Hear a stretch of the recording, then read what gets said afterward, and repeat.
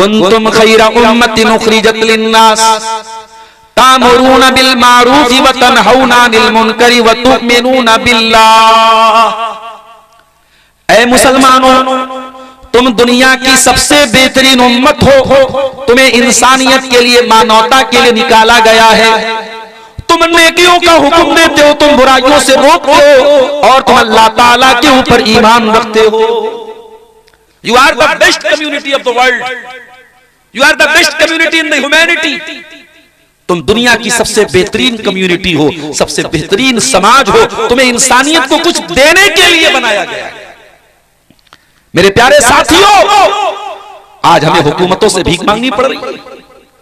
आज हम हुकूमतों के सामने जाकर के जलील हो रहे हैं कि साहब हमें ये दे दीजिए, वो दे दीजिए। वजह क्या है? अरे अपने आप को रिक्वायरमेंट बनाओ, रिक्वायर्ड मत बनाओ। अपने आप को ऐसा बनाओ कि दुनिया आकर के तुमसे पूछे कि भाई आप हमारे लिए बहुत कीमती हैं, आप हमारे लिए बहुत कीमती हैं, आप हमारी जरूरत है। अगर दुनिया की जरूरत नहीं बनोगे तो दुनिया के जरूरतमंद बन जाओगे। मेरे साथी, आप उम्मते मुस्लिमा से आपका ताल्लुक है, जिसके बारे में कुरान कह रहा है कि ये उम्मत इंसानियत को, मानवता को कुछ देने के लिए आई है। आज इस्लाम के खिलाफ जितना भी प्रोपेगेंडा कर लिया जाए, मगर लॉजिक की बात आ जाए, मंतिक की बात आ जाए, अकल की बात, कोई भी तराजू पर तौल लिया जाए, इस्लामी शरीयत से बेहतरीन कोई शरीयत नहीं। अभी प्रेस में, मीडिया में गैर मुस्लिम का बयान मैंने सुना। उसने कहा हमें यह मानना पड़ेगा, वो गैर मुस्लिम था, मुसलमान नहीं था, इसी भारत का रहने वाला था। उसने कहा हमें यह मानना पड़ेगा कि शादी ब्याह का जो सिस्टम इस्लाम ने दिया है वो दुनिया के किसी और धर्म में नहीं। आपको अल्लाह ताला ने वो दीन दिया है, जिस दीन को अल्लाह ताला ने हर एतबार से परफेक्ट बनाया है। और ये दीन कोई आज परफेक्ट नहीं हुआ, 2026 में मुकम्मल नहीं हुआ। ये जनाब मोहम्मद रसूलुल्लाह सल्लल्लाहु अलैहि वसल्लम के दौर में मुकम्मल हो चुका था। कुरान की आयत आपके ऊपर नाजिल हुई थी, अल यौम अकमलतु लकुम दीनकुम व अतममतु अलैकुम निअमती व रदीतु लकुमुल इस्लाम दीना। ऐ नबी, हमने आपको जो दीन अता फरमाया है उस दीन को हमने परफेक्ट कर दिया, मुकम्मल कर दिया, कंप्लीट कर दिया, और अपनी नेमतों को आपके ऊपर तमाम कर दिया। और इस्लाम को ऐ मुसलमानों तुम्हारे लिए हमने पसंद कर लिया। इस्लाम अल्लाह का दीन है। और इसीलिए मेरा जुमला नोट कर लो, इस्लाम किसी भी दौर में नॉन प्रैक्टिकल नहीं रहेगा। इस्लाम का कोई हुक्म नॉट एप्लीकेबल नहीं रहेगा। इस्लाम पर अमल करना किसी दौर में मुश्किल नहीं रहेगा।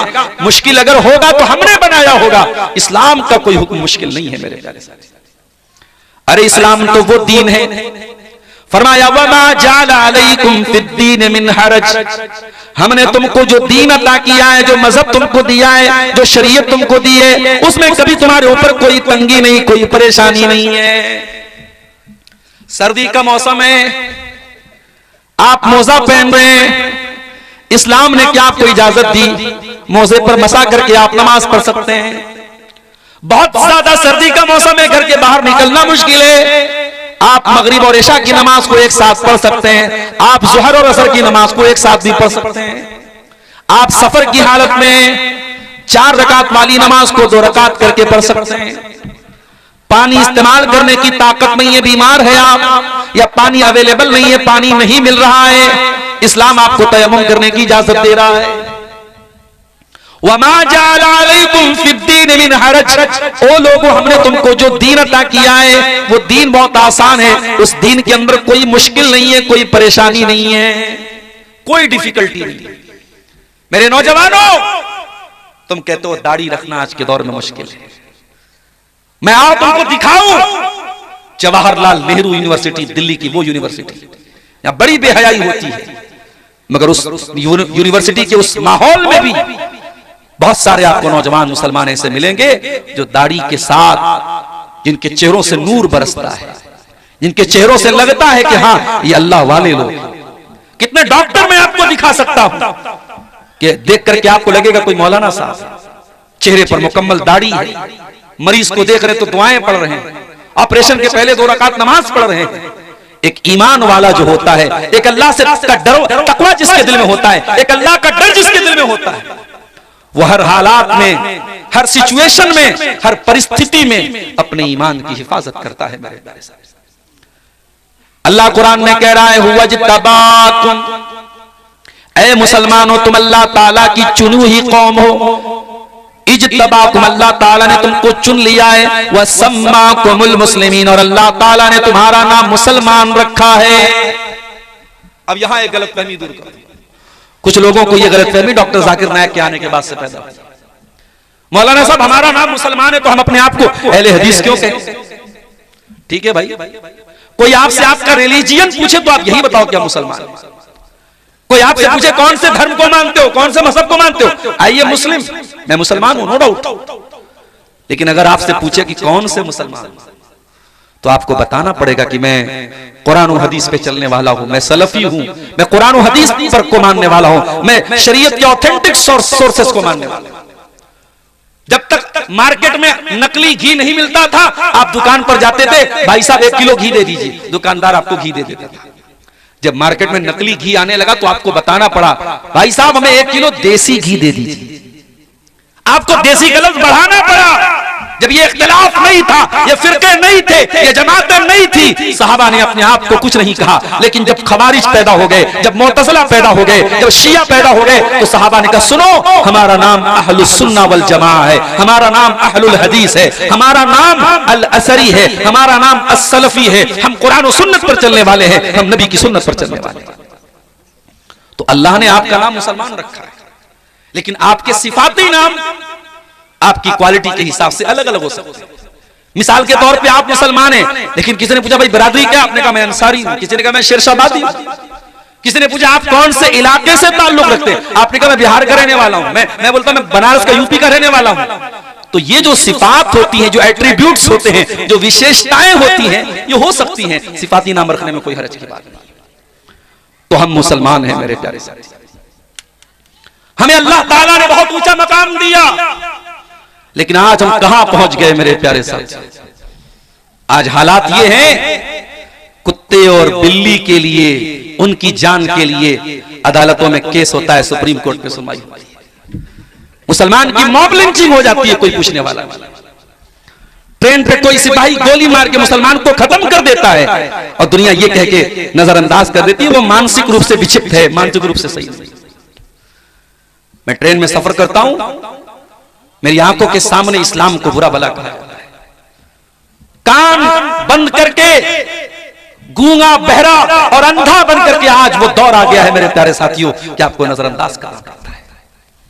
ये हालात क्यों आए मेरे साथियों, ये बहुत बड़ा सवाल है। और जनाब इस सवाल का जवाब ढूंढ लेंगे कि ये हालात क्यों आए, तो आपको हल भी मिल जाएगा। बीमारी का रीजन बता दूंगा तो सॉल्यूशन ऑटोमेटिक आप समझ जाएंगे। आइए पहले एक हदीस आपको सुना देता हूं। अल्लाह के प्यारे नबी फरमाते हैं, अबू दाऊद की सही रिवायत है, यूशिकुल उमम अन तदा अलैकुम कमा तदा लकलतु इला कसातिहा। ऐ मेरी उम्मत के लोगों, वो जमाना करीब है जब दुनिया की सारी कौमें तुम पर टूट पड़ेंगी, जिस तरीके से खाने वाले प्याले के ऊपर बारी बारी टूट पड़ते हैं।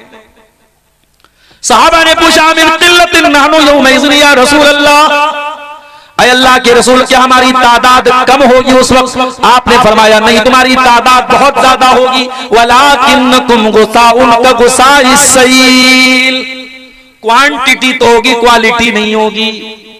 तादाद तो बहुत ज्यादा होगी, तुम्हारी तादाद कम नहीं, करोड़ों में तुम्हारी तादाद होगी, लेकिन तुम सैलाब के ऊपर, पानी के ऊपर जो झाग होता है, तुम झाग की तरह बन जाओगे। अल्लाह ताला तुम्हारे दुश्मनों के दिलों से तुम्हारी हैबत को निकाल देगा, तुम्हारा रोब दबदबा निकाल देगा, और अल्लाह ताला तुम्हारे दिलों में कमजोरी डाल देगा। सहाबा ने पूछा अल्लाह के रसूल कौन सी कमजोरी डाल देगा? आपने फरमाया हुब्बुद दुनिया व कराहियतुल मौत, तुम्हें दुनिया से बहुत ज्यादा लगाव और प्यार हो जाएगा, तुम दुनिया पर जान छिड़कने लगोगे, दुनिया से प्यार करने लगोगे। वह कराहियतुल मौत, और मौत से तुमको नफरत हो जाएगी, मौत तुम्हें नागवार लगेगी, मौत को तुम फेस करना नहीं चाहोगे, तुम लंबी उम्र, लंबी जिंदगी हासिल करना चाहोगे, तुम्हें मौत से डर लगने लगेगा। काफिर है तो शमशीर पे करता है भरोसा, मोमिन है तो बेतैग ही लड़ता है सिपाही। इकबाल ने कहा था, कौन सा मोमिन आज के दौर का मोमिन जो किसी मामूली सी धमकी से डर जाए। मेरे प्यारे साथियों, अल्लाह के नबी फरमा रहे, हुब्बुद दुनिया व कराहियतुल मौत, तुम दुनिया की मोहब्बत में और मौत की नफरत में तुम पिस जाओगे, उसी रंग में तुम रंग जाओगे। एक और हदीस सुनिए, अल्लाह के प्यारे नबी फरमाते हैं, इज़ा तबायातुम बिल ईनती व अखज़तुम अज़नाबल बकरी व रदीतुम बिज़्ज़रई व तरकतुमुल जिहादा। चार चीजों का नाम अल्लाह के नबी ने लिया। इज़ा तबायातुम बिल ईनती, जब तुम कारोबार में चोरी करने लगोगे, फ्रॉड करने लगोगे, 420 करने लगोगे, 2 नंबर के काम करने लगोगे। आजकल हालात ये हैं, किसी मुसलमान से अकाउंट में पैसा लेना मुश्किल है। अकाउंट में पैसा आप ले रहे, क्या पता कि वो कौन सा पैसा आ रहा है। अगर उसका पैसा गलत है, आपका अकाउंट फ्रीज हो जाएगा, अकाउंट में पैसा, सारा पैसा जो आपका फंस जाएगा, ब्लॉक हो जाएगा। कई केस हो चुके हैं मेरी मालूमात। आज मुसलमान के ऊपर भरोसा करने को तैयार नहीं है। साइबर क्राइम में, एटीएम चोरी में मुसलमान का नाम भी आता है। सूदी कारोबार में न मुसलमान पीछे न गैर मुस्लिम पीछे है। अपने भाई की जमीन और जायदाद हड़पने में मुसलमान किसी से पीछे नहीं है। इज़ा तबायातुम बिल ईनती, जब तुम कारोबार में फ्रॉड करने लगोगे, व अखज़तुम अज़नाबल बकरी, और तुम गाय की दुम पकड़ करके बैठ जाओगे। क्या मतलब? यानी गाय, बैल, बकरी, मवेशी, दुनिया का माल, बस यही जमा करना तुम्हारा मकसद हो जाएगा। व रदीतुम बिज़्ज़रई, और जब तुम खेती बाड़ी पर मगन हो जाओगे, मेरे पास इतनी मकई का खेत है, मेरे पास इतना धान पैदा हो रहा है, मेरे पास इतना मखाना पैदा हो रहा है, मैं करोड़ों कमा रहा हूं, बस तुम अपनी खेती पर मगन हो जाओगे। वतरकतुमुल जिहाद, और तुम जिहाद छोड़ दोगे। आज लफ्ज़ जिहाद को गाली बना दिया गया।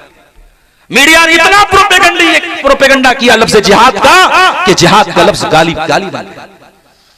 आज आप सोशल मीडिया पर, आप फेसबुक वगैरह पर देखिए, मुसलमानों का नाम नहीं लेते हैं ये इस्लाम से नफरत करने वाले, डायरेक्ट बोलते जिहादी जिहादी जिहादी। अभी बरेली का वाकया आपने सुना। एक कैफे में एक गैर मुस्लिम लड़की अपने मुसलमान दोस्तों के साथ बर्थडे मना रही थी। अब उन मुसलमान दोस्तों को भी क्या कहा जाए। वो बेचारे स्कूल और कॉलेज में जो पढ़ते हैं तो सोचते हैं कि हम तो मादर पिदर आजाद हो गए, माँ बाप ने पढ़ने के लिए भेजा, वहां वो पार्टी मना रहा है। हमें गैरों से क्या शिकवा है। आज हमारे बच्चे, हमारी बच्चियां तालीम के नाम पे क्या कर रहे हैं कॉलेजों में, आप जाके देखिए।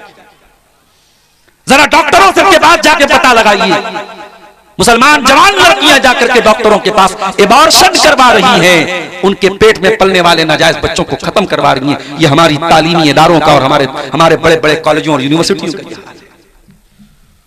अल्लाह माफ करे मेरे प्यारे साथी। वज़ा में तुम हो नसारा तो तमद्दुन में हुनूद, ये मुसलमान है जिन्हें देख के शर्माएंगे। गैर मुस्लिम लड़की थी, उस लड़की के मुसलमान लड़कों से दोस्ती, बर्थडे की पार्टी कर रहे थे। इस्लाम में कोई बर्थडे की पार्टी नहीं। मन तशब्बह बिक़ौमिन फहुवा मिनहुम, जो किसी कौम की नकल करेगा उन्हीं में से रहेगा।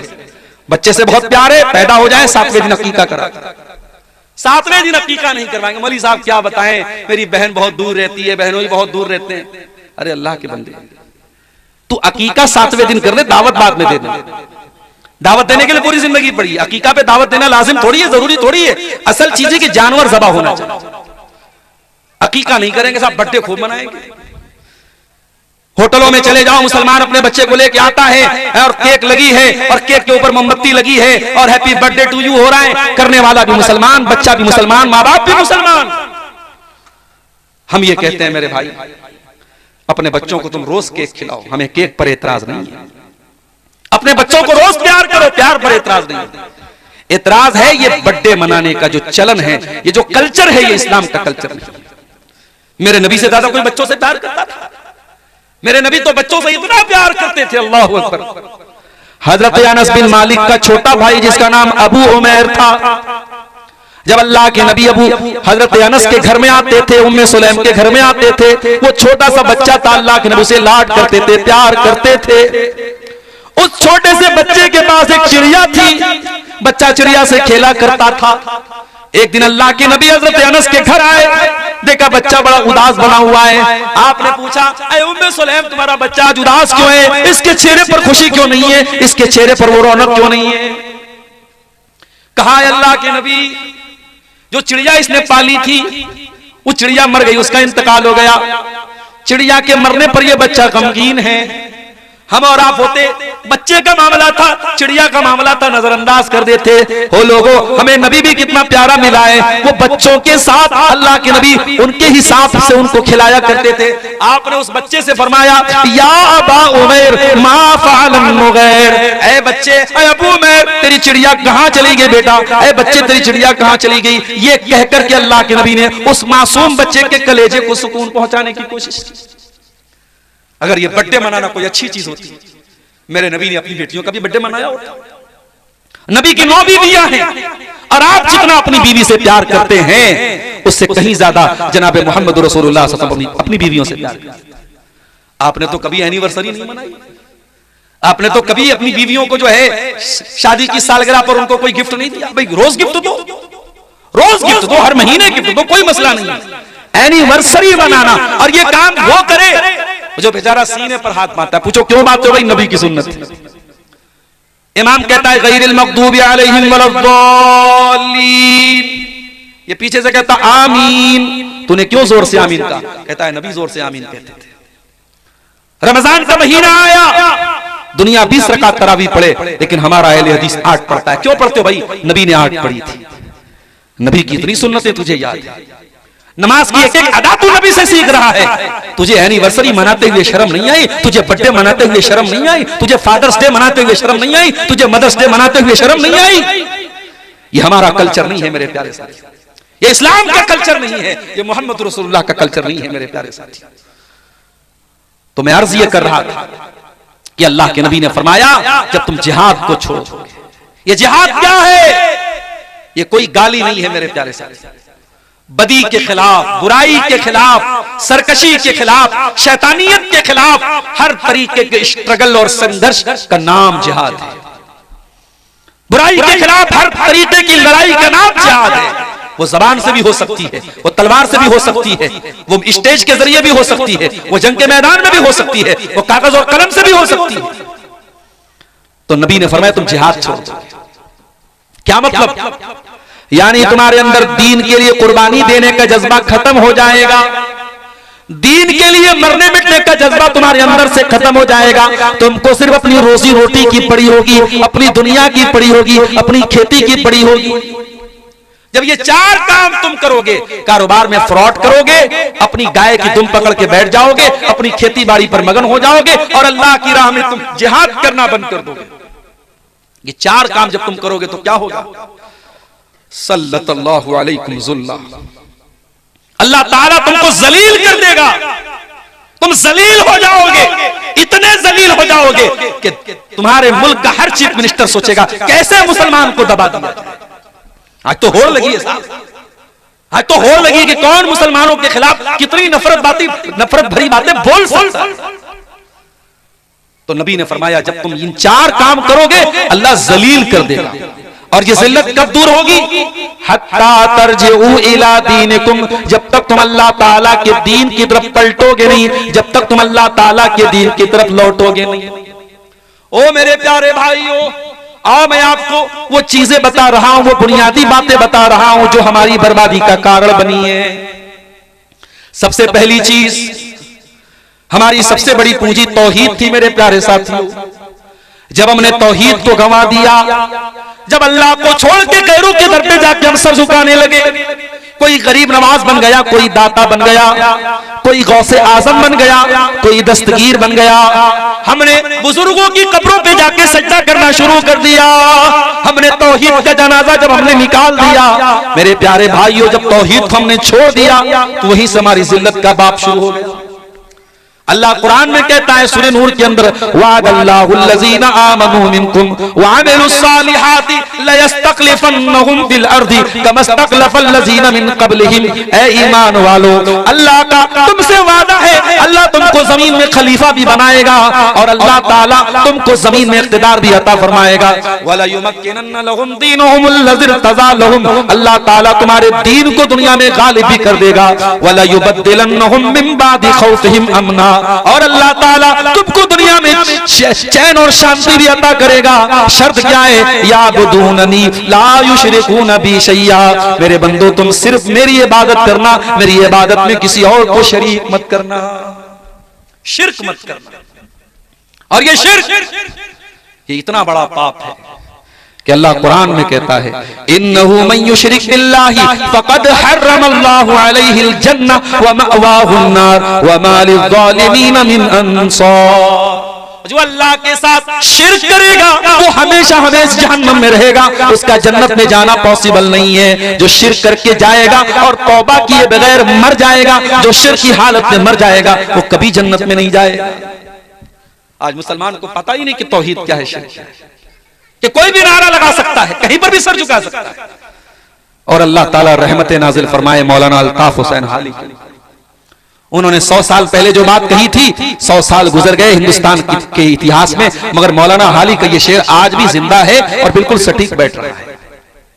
क्या कहा था उन्होंने?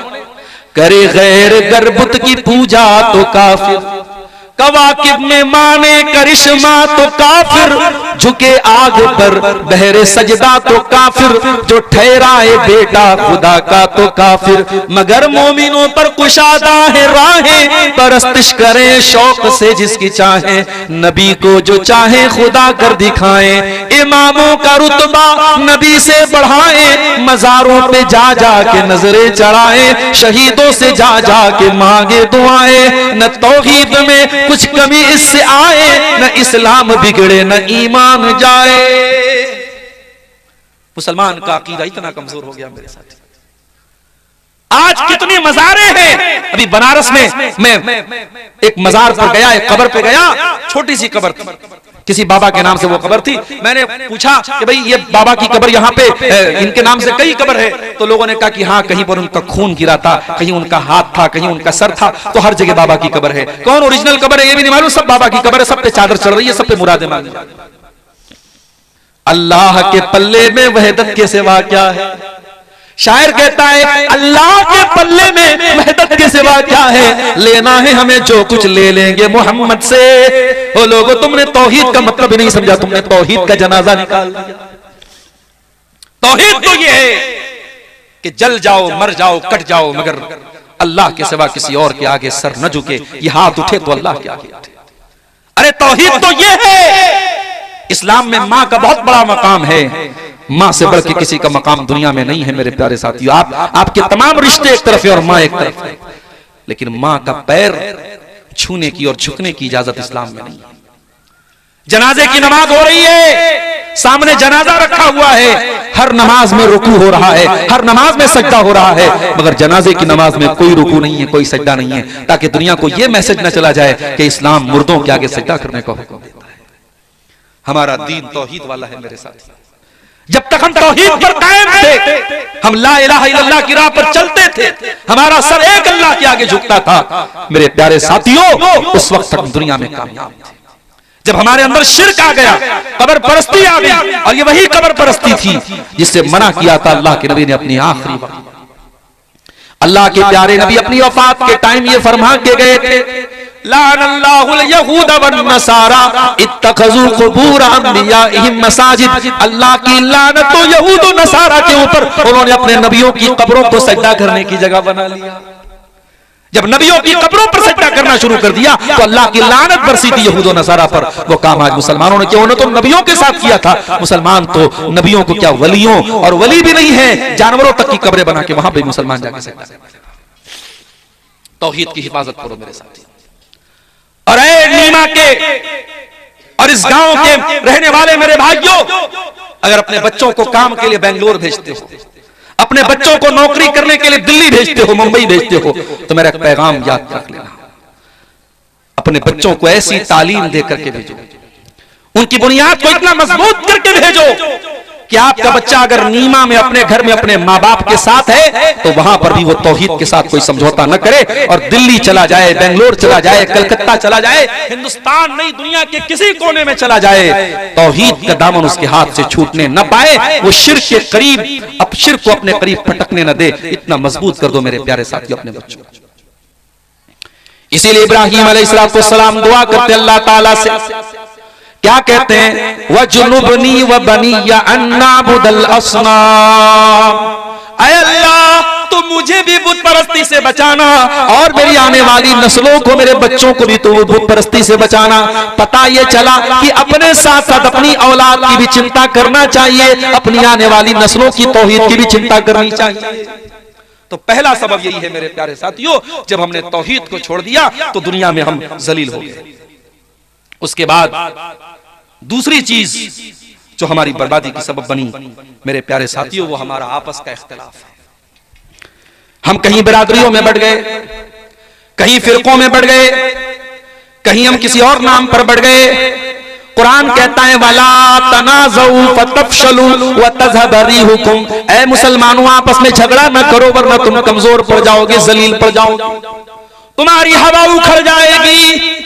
तुम्हारा दुश्मन तो ये सोच करके तुम्हारे खिलाफ प्लानिंग नहीं करता कि कौन से मसलक का है, कौन सी बिरादरी का है, वो तो तुम्हारे खिलाफ मुसलमान होने की हैसियत से तुम्हारे खिलाफ प्लानिंग करता है। तुम बिरादरियों में बटे हुए हो, तुम जात पात में बटे हुए हो, तुम आपस में फिरकों में बटे हुए हो। कुरान कहता है वातसिमू बिहब्लिल्लाहि जमीआ, ऐ ईमान वालो तुम अल्लाह की रस्सी को मिल करके थाम लो, वला तफर्रकू, और फिरकों में न बटो, वज़कुरू नेमतल्लाहि अलैकुम, और अल्लाह की नेमत को याद करो, इज़ कुंतुम आदान, जब तुम एक दूसरे के दुश्मन थे, फ़अल्लफ़ बैना क़ुलूबिकुम, अल्लाह ने तुम्हारे दिलों में एक दूसरे की मोहब्बत डाल दी, फ़अस्बहतुम बिनिअमतिही इख़वाना, और तुम अल्लाह की नेमत से भाई भाई बन गए।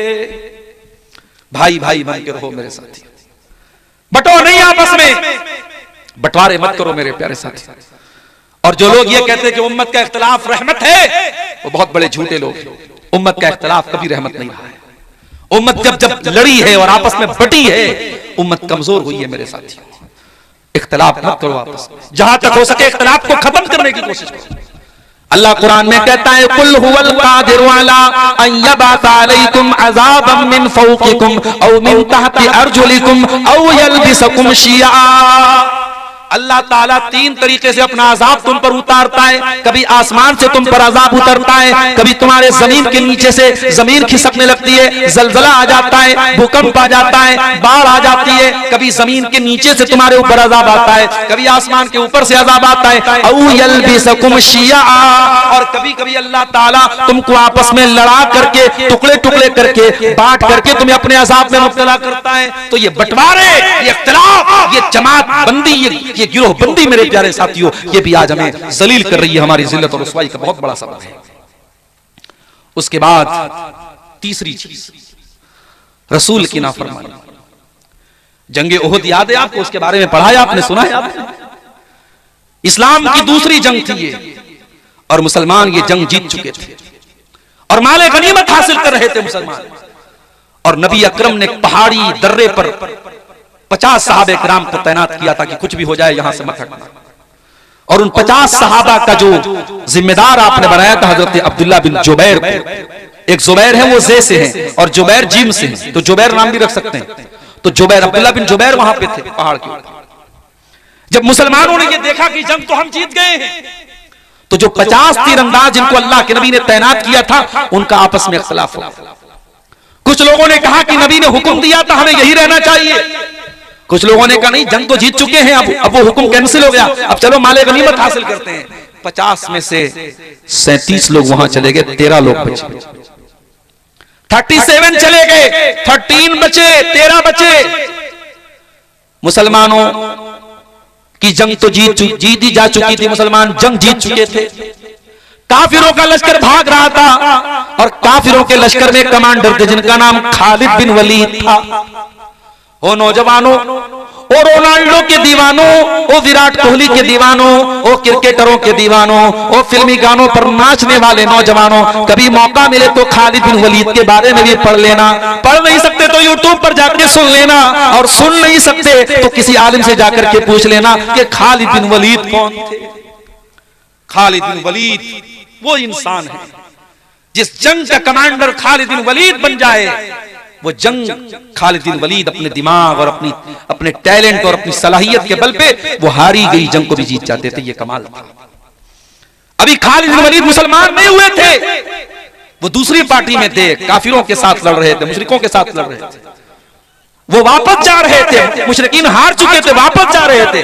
उनकी नजर उस पहाड़ी दर्रे पर, उन्हें नजर आ गया कि ये वो वीक पॉइंट है जहां से मुसलमानों पर पीछे से हमला किया जा सकता है। उन्होंने देखा वहां सिर्फ गिनती के 13 लोग बचे। उन्होंने अपने सिपाहियों से कहा चलो हम यहां से हमला करते हैं। उन्होंने पीछे से जो हमला किया है मुसलमानों पर, मुसलमान इस हमले के लिए तैयार नहीं थे और जीती जंग मुसलमान हार गए। 70 सहाबा शहीद हुए, अल्लाह के नबी जख्मी हुए, आपके दांत टूटे, आप जो लोहे की टोपी पहने हुए थे वो उसकी कड़ियां आपके गाल में धंस गई। बहुत तकलीफ उठाई मुसलमानों ने, नबी का एक हुक्म तोड़ने की वजह से बहुत तकलीफ उठाई मुसलमानों ने। अल्लाह ने कुरान में जब इस वाक़े को बयान किया, अल्लाह ने फरमाया हत्ता इज़ा फशिलतुम व तनाज़अतुम फिल अम्री व असैतुम मिन बादि मा अराकुम मा तुहिब्बून। ऐ मुसलमानों, अल्लाह ताला तो जंगे ओहद में भी तुम्हारी मदद कर रहा था। तुम तो दुश्मनों का खात्मा कर रहे थे, तुम तो दुश्मनों पर कंट्रोल पा चुके थे, लेकिन जब तुम कमजोर पड़ गए, तुम आपस में इख्तिलाफ करने लगे और तुमने दुनिया का माल और दौलत देख करके अपने नबी की नाफरमानी कर दी। तो ऐ मुसलमानों, उसके बाद क्या हुआ? फरमाया मिनकुम मन युरीदुद दुनिया, तुम में से कुछ लोग दुनिया चाहते थे, व मिनकुम मन युरीदुल आखिरा, और कुछ लोग आखिरत चाहते थे। वलक सुम्मा सरफकुम अन्हुम लियब्तलियकुम, फिर अल्लाह ताला ने दुश्मनों को तुमसे फेर दिया, वरना दुश्मन चाहते तो तुमको जड़ से मिटा सकते थे, मगर अल्लाह ताला ने उनको फेर दिया। अल्लाह तुम्हारा इम्तिहान लेना चाहता था। वलक़द अफ़ा अन्कुम, और तुमसे जो कोताही हुई अल्लाह ने माफ कर दिया। नबी के सहाबा से जहां गलती हुई है, अल्लाह ताला ने गलती बयान करने के बाद कह दिया हमने माफ कर दिया। और जब अल्लाह ने माफ कर दिया तो किसी सहाबी पर किसी को कीचड़ उछालने की इजाजत नहीं है। मेरे प्यारे साथियों, अल्लाह ने सारे सहाबा को माफ कर दिया। बताना ये चाहता हूं, इस सहाबा के दौर में अगर एक नाफरमानी पर जीती हुई जंग हारी जा सकती है, तो आज मेरे प्यारे साथियों हम अपनी जिंदगियों में गौर करें, हम कितनी नबी की नाफरमानियां कर रहे हैं। आज मेरे पास सवाल आता है, मौलवी साहब सुन्नत अगर छूट जाए तो कोई हरज है क्या? अगर हम सिर्फ फर्ज नमाज पढ़ लें, सुन्नत ना पढ़े तो कोई हरज है क्या? ठीक है भाई, अगर कैलकुलेटर पे कैलकुलेट करोगे तो ठीक है। फजर में आप 2 रकात फर्ज पढ़ लो, और जोहर में 4 पढ़ लो, असर में 4 पढ़ लो, मगरिब में 3 पढ़ लो, इशा में 4 पढ़ लो, हो गई फर्ज अदा। मगर जो नबी अकरम सुन्नतें पढ़ते थे और पाबंदी से पढ़ते थे, तो कैसा नबी का चाहने वाला है, तो कैसा नबी से मोहब्बत करने वाला है कि तू नबी की सुन्नतों को छोड़ रहा है। मेरे प्यारे साथियों, यही हमारे ईमान की परीक्षा है, हमारे ईमान का इम्तिहान है। मेरे नौजवानों, ये चेहरे पर जो दाढ़ी है, ये दाढ़ी तुम क्यों रख रहे हो? पहले क्लीन शेव करने वाले नौजवान ज्यादा थे, अब दाढ़ी वाले नौजवान ज्यादा है। क्यों है मुझे मालूम है, वजह क्या है। पहले दाढ़ी ना रखने का फैशन था, अब दाढ़ी रखने का फैशन है। अब दाढ़ी रखने का फैशन आ गया। अब साहब फला क्रिकेटर भी दाढ़ी रखे हुए, फला फिल्मी हीरो भी दाढ़ी रखे हुए।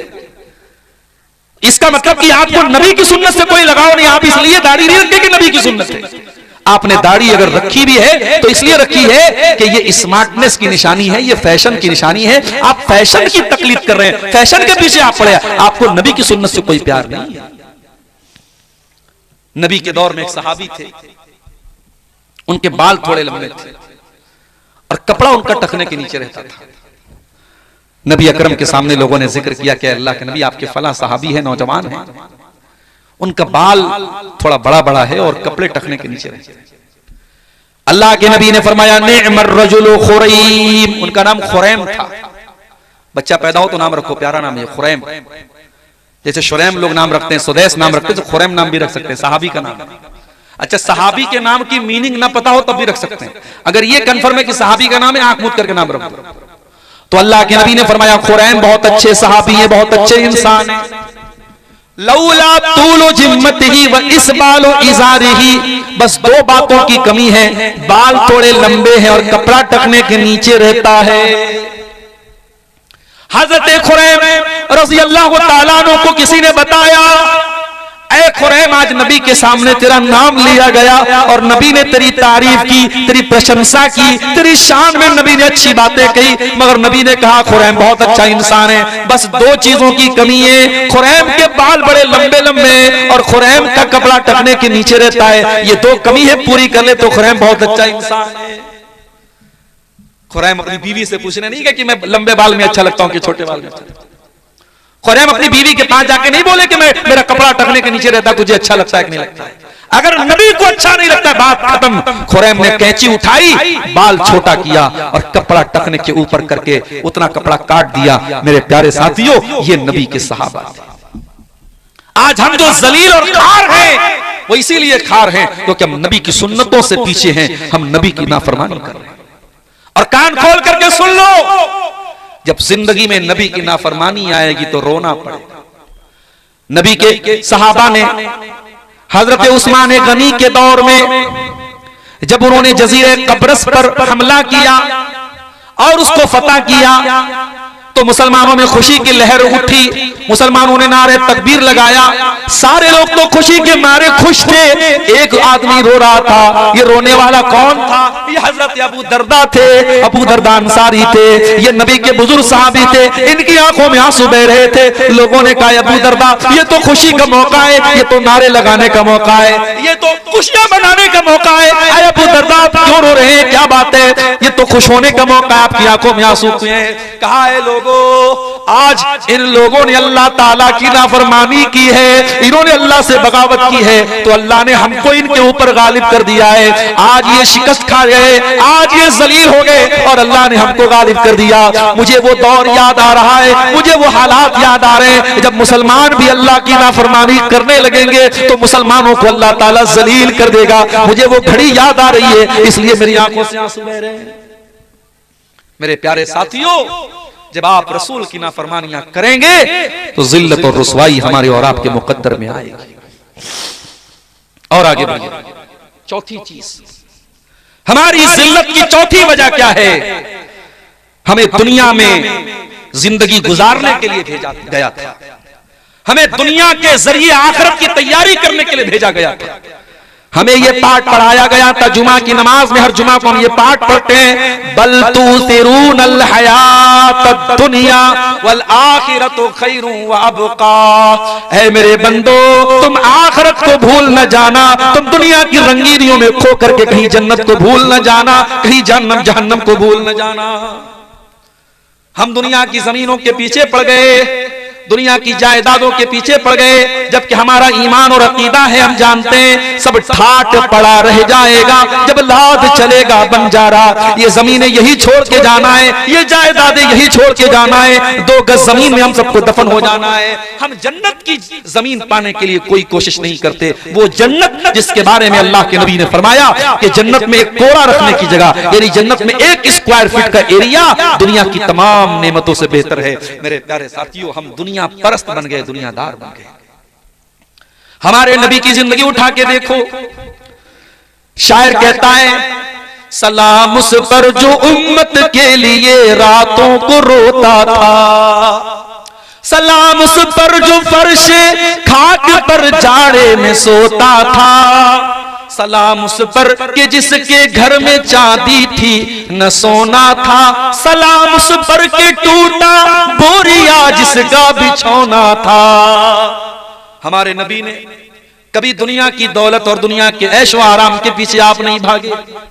आप चाहते तो सोने चांदी के ढेर लगा सकते थे, आप चाहते तो आलीशान मदीना में अपना महल बनवा सकते थे, मगर मेरी प्यारी माँ बहनों, जरा नबी की बीवियों के हालात जाके पढ़ लेना। नबी की बीवियों ने बड़े छोटे छोटे कमरों में जिंदगी गुजार दी। आज तुम्हारे घर में वॉशिंग मशीन भी आ गया, तुम्हारे घर में गैस का चूल्हा भी आ गया, सर्दी के मौसम में हीटर भी आ गया, चाय बनाने के लिए इलेक्ट्रिक केतली भी आ गई, आयरन करने के लिए इलेक्ट्रिक आयरन भी आ गया। दुनिया की सारी नेमतें तुमको मिल चुकी है, लेकिन फिर भी मेरी प्यारी बहनों, आज भी तुम्हारी जबान पर अल्लाह का शुक्र नहीं है। आज भी तुमसे पूछा जाए तो कुछ ना कुछ तुम कमी निकाल दोगी। कभी गौर करो कि नबी की बीवियों ने कैसी जिंदगी गुजारी। हजरत आयशा से पूछा गया, अय आयशा, अय नबी की बीवी, अल्लाह के रसूल की जिंदगी कैसी गुजरा करती थी? फरमाया, ऐ मेरे भांजे उर्वा, अल्लाह के नबी की जिंदगी ऐसी गुजरा करती थी कि 2-2 महीने गुजर जाया करते थे। वमा यूक़दु फी अबियाति रसूलिल्लाह सल्लल्लाहु अलैहि वसल्लम अन्नार, और अल्लाह के रसूल के किसी घर में चूल्हा नहीं जलता था। अल्लाह के नबी के घर वाले खजूर खा करके और पानी पी करके गुजारा कर लिया करते थे। वो आरामदेह गद्दों पे सोने वालों, ओ सर्दियों में बड़े मोटे मोटे कंबल और रजाइयों में लपेट करके सोने वालों, तुम्हारे नबी को कभी गद्दा नसीब न हुआ। तुम्हारे नबी तो टूटी चटाई पे लेटा करते थे, और जब गद्दा ऑफर किया गया, जब आपके नबी को आराम दे गद्दा ऑफर किया गया, आपके नबी ने क्या जवाब दिया? फरमाया, माली वली दुनिया, ओ लोगों मेरा दुनिया से क्या लेना देना है? मा अना इल्ला करा के बिन, मैं तो दुनिया में एक मुसाफिर की तरह हूँ, मैं तो दुनिया में एक मुसाफिर की तरह आया हूँ। इस्तज़ल्लता शजरतिन, जो किसी पेड़ के नीचे आराम करने के लिए आता है, थोड़ी देर आराम करता है, सुम्मा राह फतरा कहा, और फिर अपनी मंजिल की तरफ चला जाता है। मैं दुनिया में परमानेंट नहीं आया हूं। ये पैगाम आपके नबी ने आपको दिया है मेरे प्यारे साथी, ये पैगाम हमने भुला दिया, ये मैसेज हमने भुला दिया। दुनिया हाय दुनिया, हाय दुनिया, हमारी जिंदगी दुनिया के लिए, सुबह से लेकर शाम तक दुनिया के लिए जीते और मरते, जबकि ये दुनिया अल्लाह के नबी की नजर में कैसी थी और अल्लाह की नजर में कैसी थी मेरे साथी। नबी अकरम सहाबा के साथ जा रहे थे, रास्ते में एक बकरी का बच्चा मरा हुआ पड़ा था, छोटे छोटे कान वाला। आपने उस मरे हुए बकरी के बच्चे के कान को पकड़ा। सही मुस्लिम की रिवायत है, आपने पूछा क्या है मेरे सहाबा, इस मरे हुए बकरी के बच्चे को कौन 1 दिरहम में खरीदेगा? सहाबा ने कहा, अल्लाह के नबी 1 दिरहम की बात आप क्या करते हैं, इसको फ्री में भी हम लेने को तैयार नहीं होंगे, मरा हुआ है, बेकार है।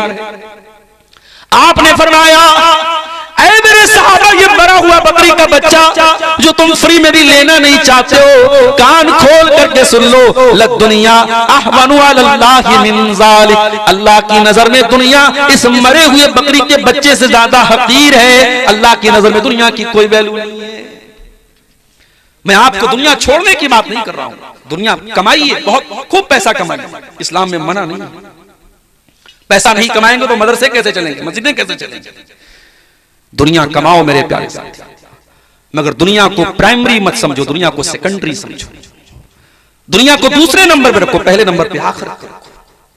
कारून का नाम सुना है? बहुत पैसे वाला था कारून, इतनी दौलत थी कारून के पास कि उसकी दौलत के जो खजाने की जो चाबियां थी बड़े बड़े पहलवान उठाते थे। जब कारून को अल्लाह ताला ने नसीहत की तो कारून से क्या कहा? अल्लाह ने ये नहीं कहा, ऐ कारून तेरे पास इतनी दौलत है, मदरसे में दान दिया कर, मस्जिद में दान दिया कर। अल्लाह ने क्या कहा? फरमाया, वब्तगी फीमा आताकल्लाहु दारल आखिरा, ऐ कारून तुझको अल्लाह ने दौलत से नवाजा है, अपनी दौलत के जरिए तू आखिरत की तैयारी कर। वला तंस नसीबक मिनद दुनिया, और ऐ कारून दुनिया में जो तेरा हिस्सा है, अपनी दुनिया के हिस्से को भी तू मत भूल, दुनिया का भी हक अदा कर, लेकिन असल मकसद तू आखिरत को बना ले। तेरी जिंदगी का प्राइमरी मकसद आखिरत होना चाहिए। मेरे प्यारे साथियों, जब हम दुनिया परस्त बन गए तो हम वहीं से हमारी उल्टी गिनती शुरू हो गई और हम जलील हो गए। और ये खतरा था अल्लाह के रसूल, ये खतरा था अल्लाह के नबी को कि मेरी उम्मत दुनिया परस्त हो जाए। आपने एक मर्तबा सहाबा के सामने फरमाया, मल फक़रा अख्शा अलैकुम, ऐ मेरे सहाबा, मुझे इस बात का डर नहीं है कि तुम गरीब हो जाओगे, मुझे तुम्हारी गरीबी का डर नहीं है। वलाकिन अख्शा अलैकुम अन तुबसत अलैकुम दुनिया, मुझे डर इस बात का है कहीं दुनिया तुम पर कुशादा न कर दी जाए, कहीं दुनिया तुम पर फैला न दी जाए जैसे तुमसे पहले के लोगों पर फैला दी गई। फतनाफसूहा कमा तनाफसूहा, और जैसे पहले के लोग दुनिया हासिल करने के लिए लड़ा करते थे, तुम भी लड़ने लगो। फतुहलिककुम कमा अहलकतहुम, और दुनिया तुमको हलाक कर दे जैसे उनको हलाक किया था। तो ये चौथी चीज है मेरे प्यारे साथियों, हमारी दुनिया परस्ती भी हमारी जिल्लत और रुसवाई का एक बहुत बड़ा सबब है। और पांचवी चीज, हमारी इल्म दीन से दूरी। हमारे पास दीन की नॉलेज नहीं। कितने लोग हैं उनको नमाज का तरीका नहीं आता, वजू का तरीका नहीं, तयम्मुम का तरीका नहीं, जनाजे की नमाज का तरीका नहीं, नमाज की दुआएं याद नहीं, कुरान नहीं पढ़ा उन्होंने। इल्म दीन से हम बहुत दूर हैं मेरे साथी। और सीमांचल में मैं बार बार हर जलसे में एक बात कह रहा हूं और बड़ी जिम्मेदारी के साथ ये बात कह रहा हूं। और चूंकि यहां अंसारी बिरादरी के लोग बैठे हैं, आपसे भी कह रहा हूं, मैं उधर पाकुड़ और साहिबगंज में भी कह चुका हूं आपकी बिरादरी के लोगों से कि आपको अगर अपने समाज को जागरूक बनाना है तो जुमा का निजाम और मजबूत बनाइए। अपनी मस्जिदों में अच्छी तनख्वाह पर अच्छा इमाम रखिए जो तैयारी के साथ जुमा का खुतबा दे। और अगर 12 बजे जुमा का खुतबा शुरू होता है तो कोशिश कीजिए 11:30 बजे, 11:45 बजे मस्जिद में पहुंच जाए और अच्छे मौजुआत पर तकरीरें हो जुमा के खुतबे में। और उसके बाद आप बच्चों को भी लेके पहुंचिए और अपनी माओ बहनों को भी आप मस्जिद में उनका भी इंतजाम कराइए। आज अफसोस के साथ हमें कहना पड़ता है कि आज सीमांचल की 99% मस्जिदों में औरतों के लिए इंतजाम नहीं है, जो बहुत बड़ी कमी है आपके इलाके में। आप जलसों में औरतों का अरेंजमेंट करते हैं, बगैर औरतों के जलसा नहीं होता है, लेकिन आपकी मस्जिदों में हाँ उनका मुकम्मल पर्दे का इंतजाम कीजिए। जो औरत आए मुकम्मल पर्दे में आए, उनका दरवाजा अलग रखिए, एंट्री अलग रखिए, मगर रखिए आप। और आप यकीन कीजिए मेरे प्यारे साथियों, 1 साल तक अगर पाबंदी से अगर आपके घर की औरतें, हमारे घर की औरतें अगर जुमा में जाना शुरू कर दें तो बहुत दीन की मालूमात उनको हो जाएगी, बहुत सारी बुराइयों से वो ऑटोमेटिक बच जाएंगी। आज समाज की आधी बुराइयां औरतों की अज्ञानता और उनकी जहालत की वजह से। अल्लाह के प्यारे नबी फरमाते हैं तलबुल इल्म फरीज़तुन अला कुल्लि मुस्लिम, इल्म हासिल करना हर मुसलमान मर्दो औरत पर फर्ज है। कौन सा इल्म? मेडिकल का नहीं। हमारी कौम के लोग डॉक्टर बने, अच्छी बात है, मगर ये कंपलसरी नहीं है। हमारी कौम के लोग इंजीनियर बने, अच्छी बात। और आज अफसोस के साथ कहना पड़ता है कि आपकी अंसारी बिरादरी आज तालीम के मैदान में बहुत पीछे है। आप किसी सीमांचल में रहते हैं, शेरशाबादी भाइयों ने तो अपने आप को डेवलप किया है। आज कटिहार में किसी ने मुझे बताया कि 100 डॉक्टर अगर आपको मिलेंगे मुसलमान तो 80 आपको शेरशाबादी मिलेंगे, मगर आपकी अंसारी बिरादरी आज इस मामले में भी दुनिया की तालीम में भी पीछे है। हम मजदूर है तो हम चाहते हैं हमारा बच्चा भी मजदूर हो जाए। जिसके 4-5 बेटे हैं वो कहता है बस 10 साल की परेशानी, उसके बाद तो मेरे बेटे कमाने लगेंगे।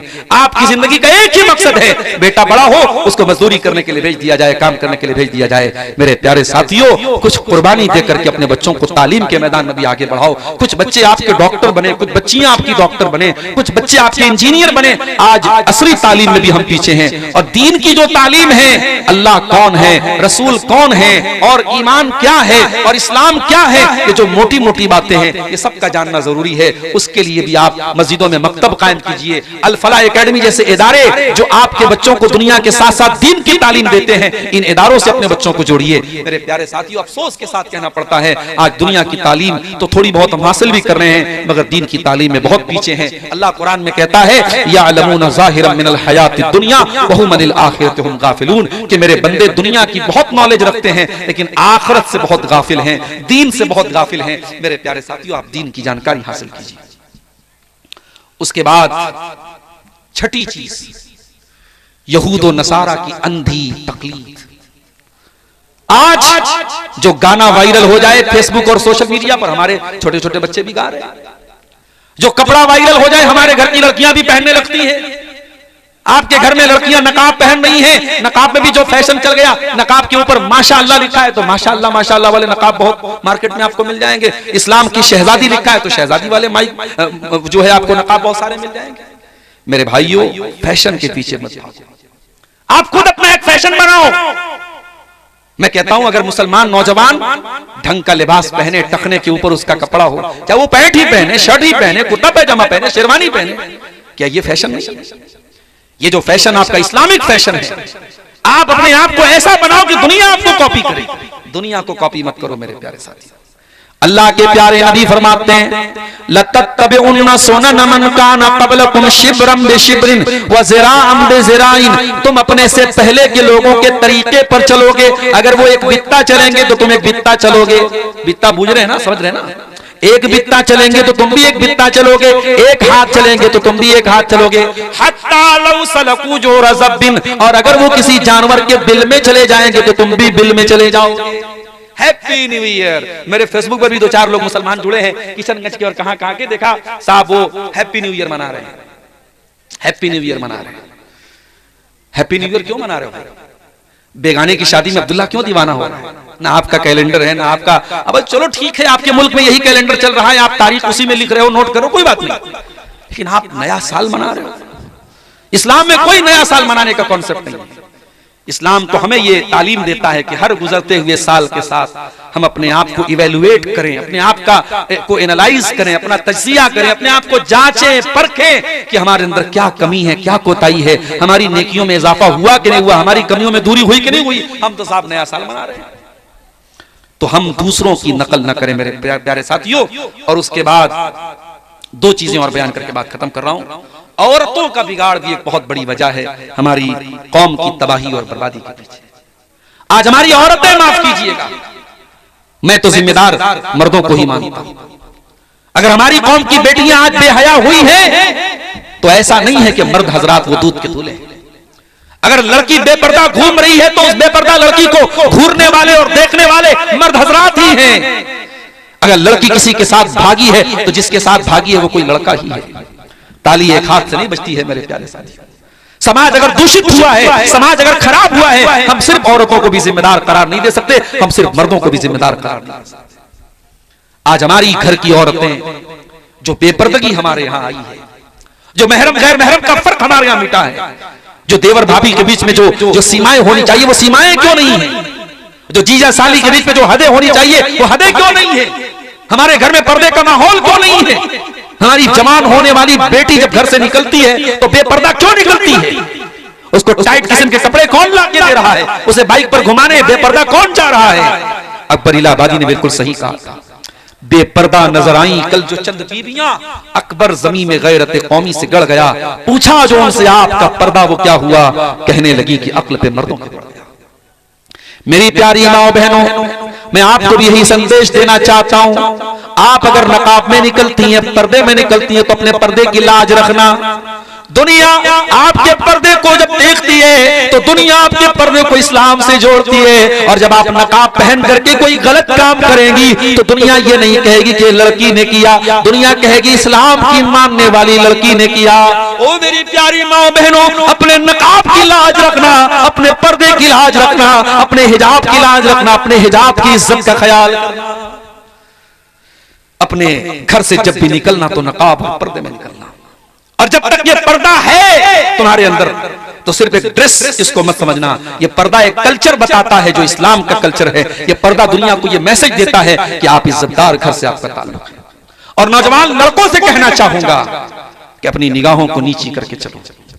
जमाना बहुत खराब है, बहुत बेहयाई फैल गई है, मगर अल्लाह ताला के आपको हिसाब देना पड़ेगा कि तुमने अपनी निगाहों को बेबाक कर दिया, क्यों तुमने अपनी निगाहों को आवारा छोड़ दिया। इन आंखों से गलत चीजों को अगर देखते हो तो ये आंखों का जिना है, अपनी आंखों को जिना से बचा लेना। इंस्टाग्राम और स्नैपचैट पर बेहुदा वीडियोस देखने वाले नौजवानों, अपनी आंखों के साथ साथ अपने शरीर को, अपनी जवानी को बर्बाद मत करो। कहीं ऐसा न हो कि ये गंदी चीजें देखते देखते तुम इस कदर कमजोर हो जाओ कि एक वो दिन आए कि जब तुम शादी के काबिल भी न बचो, तुम बीवी बच्चों के काबिल भी न बचो, तुम्हारी जिंदगी से रौनकें खत्म हो जाएं, तुम्हारी जिंदगी से खुशियां खत्म हो जाएं।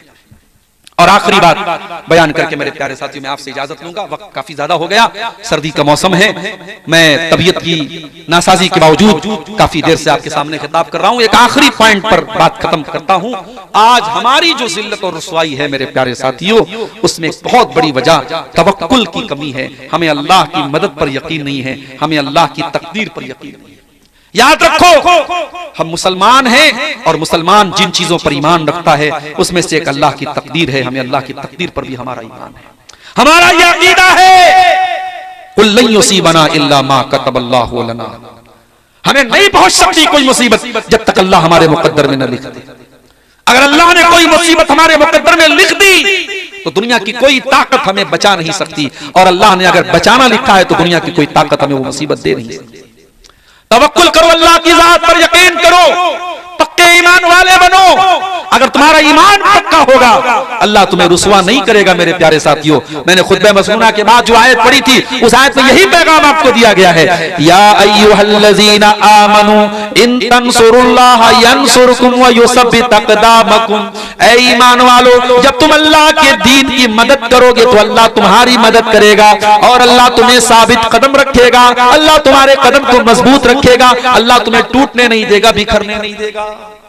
याद करो अपने नबी के दौर के हालात, कभी आपके नबी गारे सौर में थे और दुश्मन बिल्कुल करीब पहुंच चुका था और आपके नबी ने अपनी जबान से कहा था हजरत अबू बकर सिद्दीक से, ला तहज़न इन्नल्लाह माना, ऐ अबू बकर डरो नहीं, अल्लाह हमारे साथ है। कभी हजरत मूसा अलैहिस्सलाम ने कहा था अपनी कौम से, इन्न मई रब्बी सयहदीन, मेरा अल्लाह मेरे साथ है, वो जरूर कोई ना कोई रास्ता निकालेगा। कभी इब्राहिम अलैहिस्सलाम ने कहा था जब अपनी कौम को छोड़ के जा रहे थे, इन्नी ज़ाहिबुन इला रब्बी सयहदीन, मेरा रब जरूर कोई ना कोई रास्ता निकालेगा। मेरे प्यारे साथियों, आज समंदर में रास्ता आज भी बन सकता है। हमारे पास मूसा के ईमान वाला असा तो हो, मूसा के तवक्कुल वाला असा तो हो। अपने तवक्कुल को मजबूत कीजिए, अपने ईमान को मजबूत कीजिए। ये कमजोरी की चादर उठा के फेंक दीजिए, ये जिल्लत और रुसवाई और बुज़दिली की चादर उठा के फेंक दीजिए। बुज़दिल न बनो, कमजोर न बनो। और मेरे नौजवानों, मैं आपको मैसेज देता हूं, ताकतवर बनो, जिम जाओ, शरीर को भी ताकतवर बनाओ, सुबह जल्दी उठो, फजर की नमाज में उठो, अल्लाह के साथ अपना ताल्लुक मजबूत करके ईमान वाली ताकत भी पैदा करो, जिस्मानी ताकत भी पैदा करो, पढ़ लिख करके तालीम की ताकत भी पैदा करो। हर एतबार से ताकतवर बनो। और जब एक मुसलमान ताकतवर बनेगा तो वो अपनी ताकत का दुरुपयोग नहीं करेगा, वो ताकत का गलत इस्तेमाल नहीं करेगा, वो किसी कैफे में जाके किसी बेकसूर को नहीं मारेगा, किसी की मॉब लिंचिंग नहीं करेगा, किसी की हत्या नहीं करेगा, किसी के मजहब पर छीटाकशी नहीं करेगा। जो सच्चा पक्का मुसलमान होगा वो अपनी ताकत का कभी मिसयूज नहीं करेगा। उसकी ताकत का इस्तेमाल होगा तो जुल्म के खात्मे के लिए होगा, उसकी ताकत का इस्तेमाल होगा तो मजलूम की मदद के लिए होगा, उसकी ताकत का इस्तेमाल होगा तो जालिम के खिलाफ होगा। मेरे प्यारे साथियों, ताकतवर बनिए, देश के काम आइए, कम्युनिटी के काम आइए, समाज के काम आइए। आखिरी हदीस पढ़ के बात खत्म कर रहा हूं। अल्लाह के प्यारे नबी ने फरमाया, खैरुन नास अनफउहुम लिन्नास, लोगों में सबसे बेहतरीन वो है जो लोगों के लिए लाभदायक हो, जो लोगों को फायदा पहुंचाता हो। आप देखिए आपकी जात से समाज को क्या फायदा पहुंच रहा है। मेरे प्यारे साथियों, ये असबाब ज़वाल उम्मत के मौजू पर चंद बातें आपके सामने रखी गई, इस उम्मीद के साथ कि हम अपनी कमजोरियों को टटोलेंगे, अपने गरेबानों में झांकेंगे और इन कमियों को दूर करके हम अपनी इस्लाह करेंगे। रब्बुल आलमीन से दुआ है, इलाही आलमीन हमें ईमान की ताकत से और अमल की ताकत से अल्लाह ताला हमें माला माल कर दे, हमारी कमजोरियों पर हमें काबू पाने की तौफीक अता फरमाए। इलाही आलमीन हमारे नौजवानों की हिफाजत फरमाए, हमारी खवातीन की हिफाजत फरमाए। अल्लाह इस इदारे को, अल फलाह एकेडमी को और माद उबई बिन काब को अल्लाह ताला और तरक्की अता फरमाए। जो असहाबे खैर इस इदारे का, इन इदारों का ताउन कर रहे हैं, अल्लाह उन्हें मजीद इन इदारों को मजबूत करने की तौफीक अता फरमाए। अल्लाह हमें अपने बच्चों को दीनी तालीम और दुनियावी तालीम दोनों मैदानों में आगे ले जाने की तौफीक अता फरमाए। रब्बुल आलमीन जब तक हमें दुनिया में जिंदा रखे, इस्लाम पर जिंदा रखे और हमारा खात्मा